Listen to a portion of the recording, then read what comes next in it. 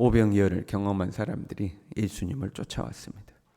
사실 예수님을 임금으로 삼고 싶어 했거든요. 근데 예수님께서 거절하신 거죠. 이들이 원하는 것은 떡이었습니다. 그러니까 배고픔이죠.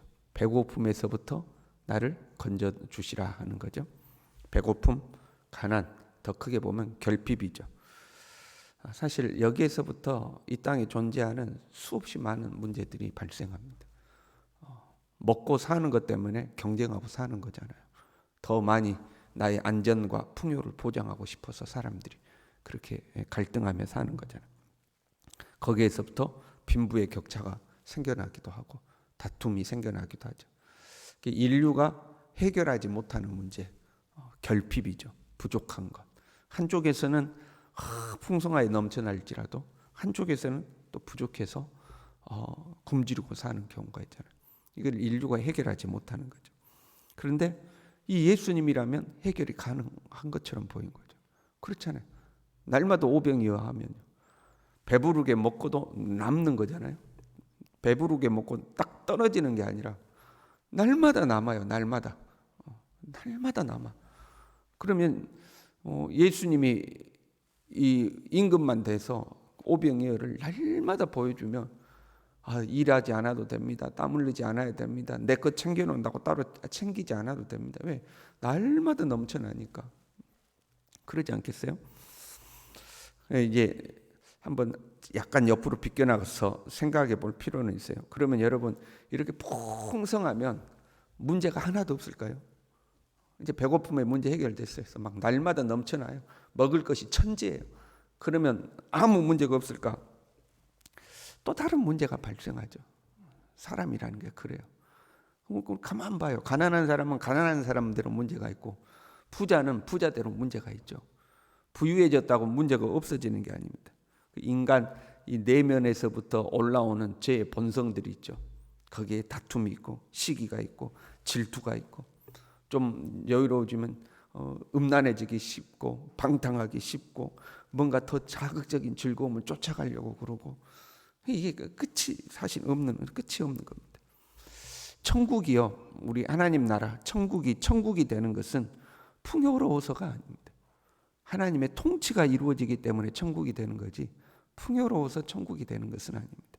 풍요만 존재하면 거기에는 또 다른 문제가 존재하게 되는 거죠. 예수님은 군중들의 소원을 아시지만 들어주지 않으시죠. 군중들이 이야기하는 거예요. 모세는 광야에서 하늘에서 만나를 내려서 백성들을 먹여 살렸다. 당신도 날마다 우리를 먹여 살려주라. 오병이어로 우리를 날마다 먹여 살려주라. 그러면 우리가 당신을 믿겠다. 그게 되고 예수님은 약간 좀 조금 이렇게 벗어난 이야기를 하죠. 내가 하늘에서 내려온 산떡이니 나를 믿어라. 지금 당장 먹을 것 달라는데 내가 산떡이니 나를 믿으라 하는 거죠. 예수님이 하늘에서 내려왔다고 하니까 사람들이 이해할 수가 없었어요. 거기다가 오늘 본문의 말씀에 보면 더 이상한 말씀을 하십니다. 51절에요. 나는 하늘에서 내려온 살아있는 떡이다. 내가 살아있는 떡이래요. 사람이 이 떡을 먹으면 영생하리라. 내가 줄 떡은 곧 세상의 생명을 위한 내 살이니라. 내가 살아있는 떡인데 그 떡이 뭐냐? 내 살이다. 그렇게 이야기를 하는 거죠. 만약에 우리가 이 현장에 있었다고 가정해봐요. 이해했겠습니까? 사실 지금도 이해하기 힘든 말씀이거든요. 내가 살아있는 떡인데 내 살이 떡이다 이야기하는 거죠. 이 사람이 어찌 자기 살을 주어 우리에게 먹게 하겠는가? 도저히 이해가 안 되는 거죠. 우리가 식인종이냐? 사람 살을 먹게? 근데 자기 살을 먹어야 된다는 거예요. 계속해서 말씀해요. 53절에요. 인자의 살을 먹지 아니하고 인자의 피를 마시지 아니하면 너희 속에 생명이 없느니라. 이제는 피까지 먹어야 된다. 내 살을 먹고 내 피를 먹어야 된단 말이에요. 54절에 내 살을 먹고 내 피를 마시는 자는 영생을 가졌다. 55절에 내 살은 참된 양식이요 내 피는 참된 음료로다. 환장을 노릇아닙니까 여러분? 지금이야 우리가 어느 정도 이해를 하고 말씀을 보니까 그러려니 하지만 현장에 있었다고 생각해봐요. 내 살은 참된 양식이요 내 피는 참된 음료로다. 내 살 먹고 내 피를 마시라 그러는데 이 사람이 제정신인가 싶지 않겠어요? 이해하기 정말 힘든 말씀입니다. 심지어 제자들조차도 이 말씀은 어렵다. 누가 들을 수 있느냐? 야, 이해되는 사람이냐? 너 뭔 말인지 알겠냐? 그 말이거든요. 누가 들을 수 있느냐? 너 뭔 말인지 알겠냐? 나 뭔 말인지 모르겠다. 이 도대체 뭔 말인지 모르겠다. 그런 말. 그때부터 제자 중에서 많은 사람이 떠나가고 다시 그와 함께 다니지 아니하더라. 도저히 이해할 수 없는 말한다고 많은 사람이 떠나가고 다시 그와 함께 저 사람 상종하면 안 돼. 다시 그와 함께 다니지 않는다는 거예요. 내가 좀 쫓아다녀 봤는데 내가 그 사람 밑에서 좀 배워봤는데 이상한 소리에 그 사람 좀 이상해. 같이 못 다니겠어. 그렇게 된 거예요. 왜? 살을 먹고 피를 마시라고 그러거든요. 그건 좀 이상해. 좀 이상해. 이렇게 된 거죠. 사실 우리도 이해하기 힘든 말씀이거든요. 사실 정확하게 이해하기 힘든 말씀들이 많이 있어요. 지금이라 되니까 우리가 어느 정도 구약에서부터 요한계시록까지 말씀을 이해하고 구속사적으로 예수님의 생애를 이해하고 그러니까 이 말씀을 보는 거지. 사실은 초신자들에게도 이 이야기하면 이해하기 힘든 말씀들입니다. 예수님도 지금 당신이 하시는 이 말씀을 제자들이 이해하기 힘들다는 것을 알고 계시는 거예요. 그러면 여러분 차근차근 쉽게 설명해 줘야 되지 않겠어요? 하나씩 이건 이렇고 이건 이렇다 하고 설명해 줘야 되지 않겠어요? 근데 예수님은 얄궂게도 그냥 어렵게 말씀하고 계시는 거예요. 그러면서 설명해 준다고 하시는 말씀이 이 말씀이죠. 내가 너희에게 이른 말은 영이요 생명이라.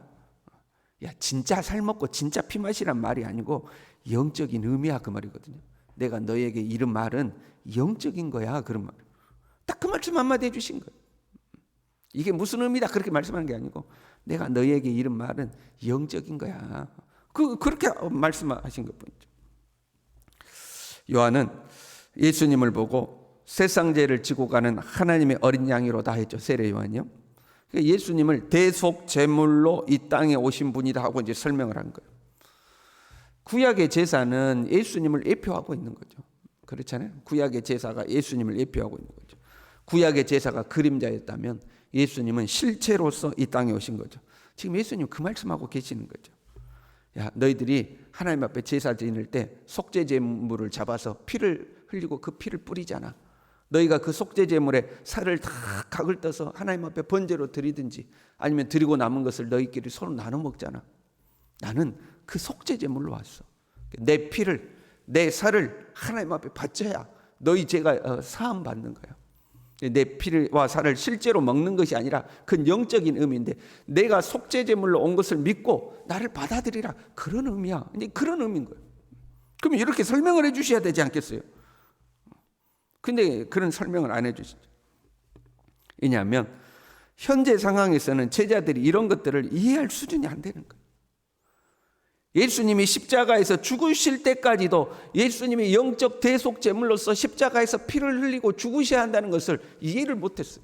예수님이 십자가에 죽는 것은 마치 구약 제사에 그 제물로 온 어린 양이 죽는 것과 똑같은 사건이야. 이걸 이해를 못한 거예요.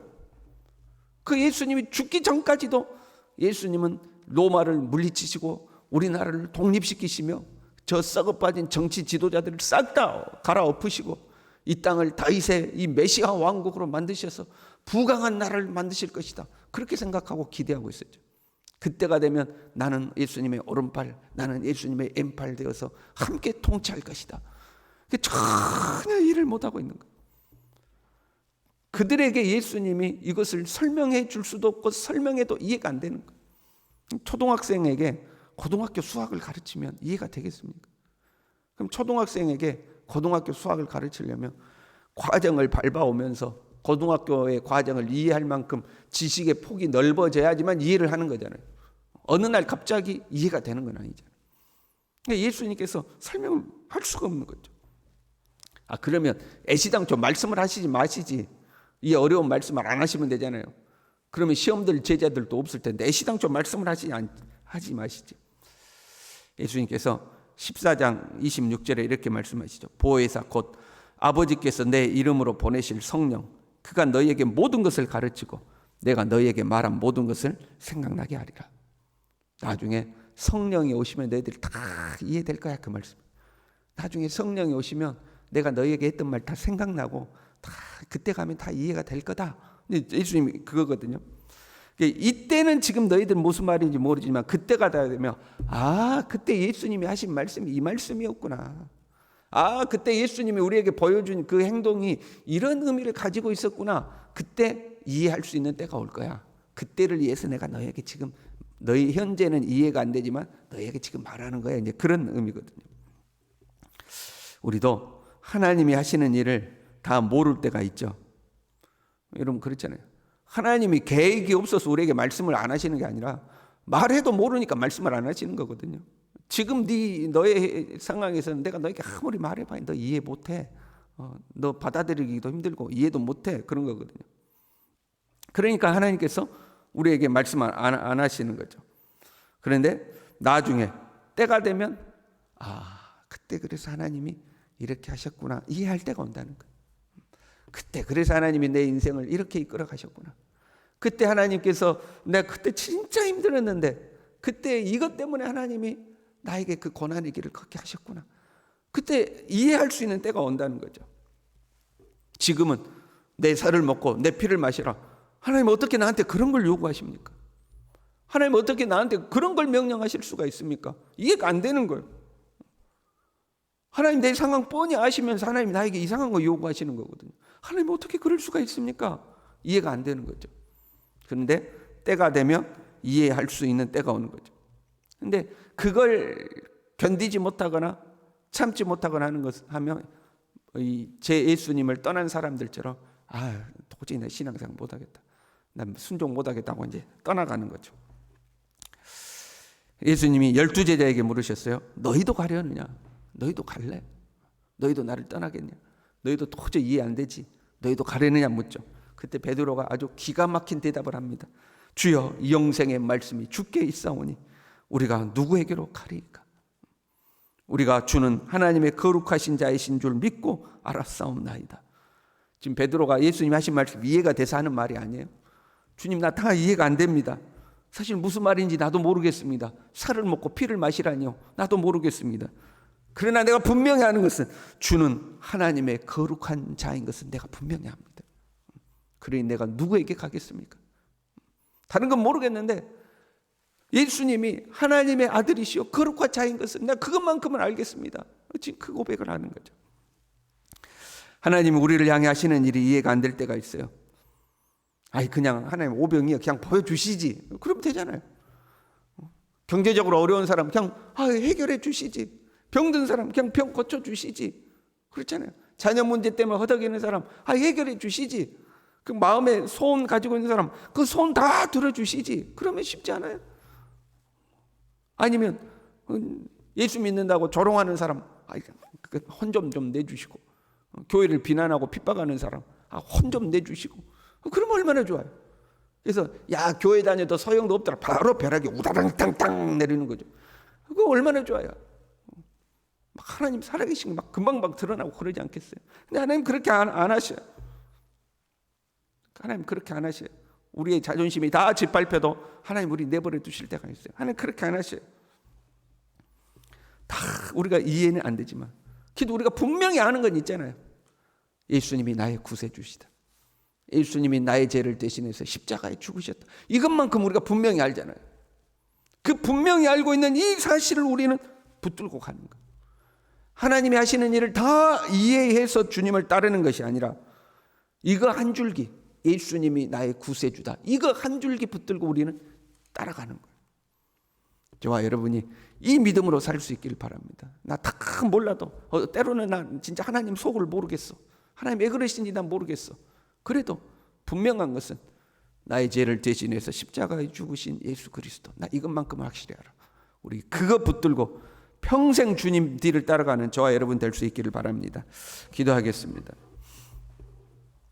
하나님 아버지, 우리의 이 작은 머리로 하나님이 하시는 일을 이해하지 못할 때가 있습니다. 주님이 말씀해도 듣고도 뭔 말인지 하나님 우리 이해 안 될 때가 있습니다.